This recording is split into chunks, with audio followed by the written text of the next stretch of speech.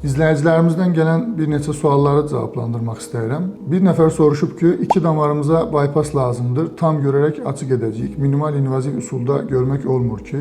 Biz minimal invaziv üsulda da əslində sinə sümüyü kəsilərək olunan əməliyyatlarda nə olunursa onun birəbir eynisini edirik. Və əlbəttə ki, bunu görmədən eləmək mümkün deyil. İkinci sualımız, əməliyyat sonrası damar corabı neçə müddət geyinilməlidir? Bu, olunan təbii ki, əməliyyatın tipinə görə dəyişməklə birlikdə biz daha çox bir ay yarım müddətində damar corabını geyinməyi məsləhət görürük. Özəlliklə səyahətlər sırasında və əməliyyatdan sonraki o reabilitasiya dönəmindəki yürüyüşə çıxma zamanlarında damar corabını geyinmək, gecə yatdığımızda və istirahətə çəkildiyimiz zamanlar ayağımızı yastıqla bir qədər qaldıraraq damar corablarını çıxarıb istirahət edə bilərik. Əməliyyat olduq və bir torba dərmanla evə göndərdilər. Bu dərmanlar neçə müddət içilməlidir? Bunun əlbəttə ki, ən doğru cavabını müalicə həkiminiz belirləyir. Ancaq qan sulandırıcılar özəlliklə ürək əməliyyatlarından sonra ən çox istifadə olunan dərmanlardır ki, burada olunan əməliyyatın tipinə görə ömür boyu və ya ən azından 1 il müddətində içilməlidir. Ürək və damar xəstəlikləri ilə əlaqəli